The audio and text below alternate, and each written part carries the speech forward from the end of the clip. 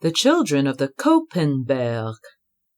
From Hanover to Hameln is a good 25-mile walk, with a mountain at the end, to go over which, however, shortens the journey by several miles. In the case of Tom Osgood and Fred Taylor, who reached the foot of the mountain towards the close of what had been to them a long and weary day, the one, that is, Tom, concluded to go around the mountain, while Fred chose the shorter, if rougher, path over the top. Why the boy should have taken this long and tiresome tramp when a railroad runs the whole way in sight of the road which they traveled, or why they should not have walked to Hildesheim, or Minden, or Nienburg, or any other of the equally unattractive places within the same distance from Hanover, I am sure I do not know. If they had, though, and for that matter, if one of them had not chosen to climb the Koppenberg rather than go around it, this story would most likely have never been written. For my own part, I am very glad they did it.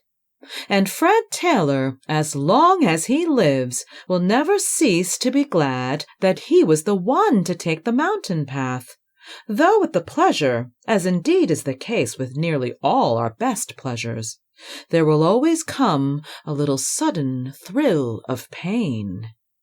Why the mountain was called the Koppenberg does not concern this story at all. It is quite enough to know that it was a pretty tough mountain to climb, and that before Fred was a quarter of the way up, he began to be sorry he had not taken the longer route with Tom. It was too late now, however, to turn back. And besides, unless he made good time, Tom would beat him in the race, which, considering the greater distance Tom had to travel, would be humiliating in the extreme. So putting a little extra steam in his legs, and whistling a tune his quick ear had picked up on the way, he trudged on, up the steep road, through the terraced vineyards, past an old ruin here, and a herdsman hut there, until finally the road lost itself in a path, and went winding up into the woods, which covered the mountain for more than half the distance from its top. It was late in the afternoon, but in Hanover on the 26th of June the sun does not set until nearly 8:30, so that Fred had no fear of being overtaken by the dark.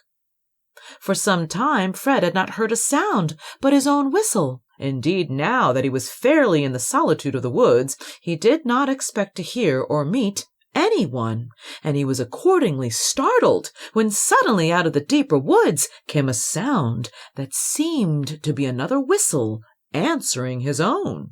Fred stopped and listened. Was it a whistle, or were they the notes of a flute? At any rate, it could be nothing dangerous. Highwaymen and banditti do not usually whistle or play musical instruments, and Fred felt that it would be perfectly safe to push on. As he drew nearer, the tones became louder, and with them were mixed what were unmistakably the voices of children. Fred, with increasing curiosity, hastened his steps, and in another moment a sight that was as odd as it was pretty met his eyes. Yes, they were children, as many as 100 of them, Fred thought. Funny little old-fashioned German children, the girls with long flaxen braids and dresses that might have been their grandmothers', and the boys with garments so extraordinary that Fred, who thought he could never be astonished by what a German boy might have on, was fairly lost in surprise. But more odd than all the rest was the musician himself, a tall, thin, smooth-faced man, with blue eyes and scanty hair and an astonishing cloak, half of yellow and half of red, that reached from his shoulders to his heels. He was playing on what seemed to be a flageolet, a brisk, enlivening tune, and was lightly beating time with his feet. Fred looked on in amazement. "It must be a Sunday school picnic," he said to himself at last. "Only I never heard of such a thing in Germany, and what a queer-looking man for a superintendent." If it were a Sunday school picnic, it was a very remarkable one. There were no grown-up people at all but the one man, and the children seemed to be having no end of a good time. There were 2 little girls, it is true, standing quietly and soberly not far from Fred, but all of the others were either dancing or playing some lively game.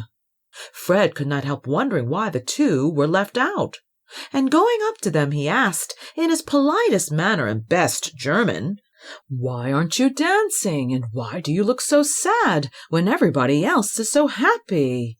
The little things looked up curiously.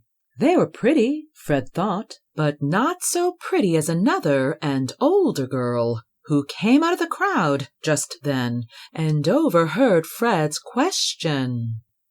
"They've been sad all day," she answered in a pretty, motherly way. "Their little brothers were left behind, and they can't enjoy it because their brothers aren't enjoying it too." "Mine was lame," said one of the little girls sadly. "And mine was dumb," said the other. "Oh, come," said Fred. "You'd better go in and have a dance. It will be getting dark before long, and you'll have to go home, and then you can tell your little brothers all about it." The little children seemed puzzled, and a grave look came on the elder girl's face. "It is never dark," she said.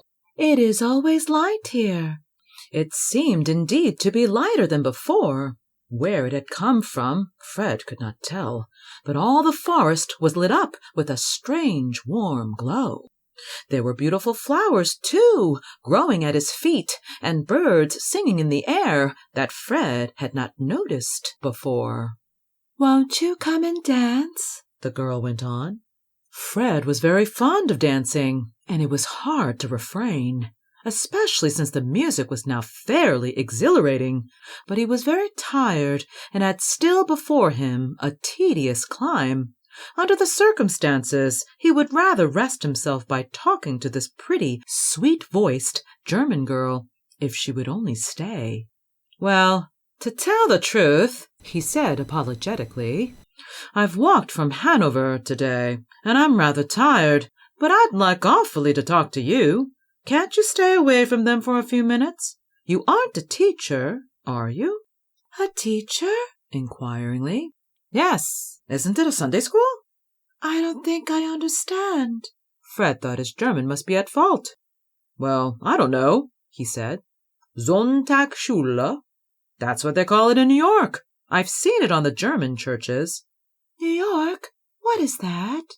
Fred gazed in greater astonishment. "Now, you don't mean to say you don't know where New York is?" The girl shook her head in a dreamy, abstracted way. "I have heard of Hameln," she said, "and Hanover, and Jerusalem, where the Holy Sepulchre is.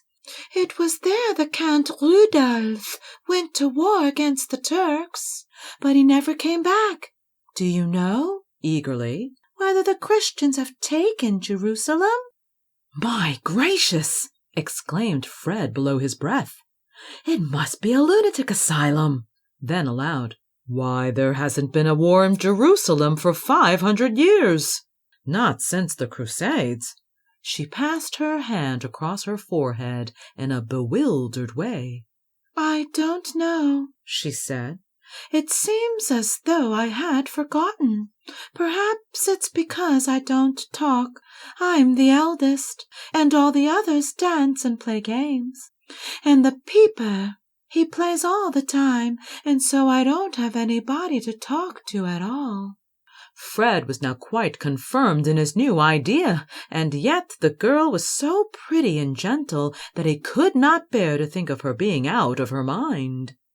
"Why don't you go back?" he asked kindly. "If you're unhappy, was it Hameln you came from?" She shook her head. "It was so long ago," she said. "I can't recollect." "Well, it couldn't have been much over 14 years. I'm only 15 myself. Perhaps I ought to have introduced myself. I'm Fred Taylor, of New York, and I'm studying German at Hanover. It's purer there, you know, than it is most anywhere else." Fred was uncertain how much she understood. Her own language, he had noticed, was very simple, and when he used an unaccustomed word, her forehead would contract as though she could not follow him. Her next words, though, showed that she had understood his introduction. "I am Gretchen Hafelfinger," she said simply, "and you must not think I am not happy, because I am. The Peeper is very kind to us." "And do you live up here all the time?" Her forehead contracted again. "What is time?" she asked. This was a problem that Fred wasn't prepared to solve, and he discreetly changed the form of his question. "Do you live near here?" The girl's look turned toward a long glade in the forest, through which Fred fancied he could see a lofty castle with battlemented walls and windows that gleamed in the strange, rich glow. "Is that the asylum?" he cried. "I don't think I understand," wistfully. What was there she did not understand? Fred's heart warmed compassionately toward the simple-minded child, while a sudden thought came into his head.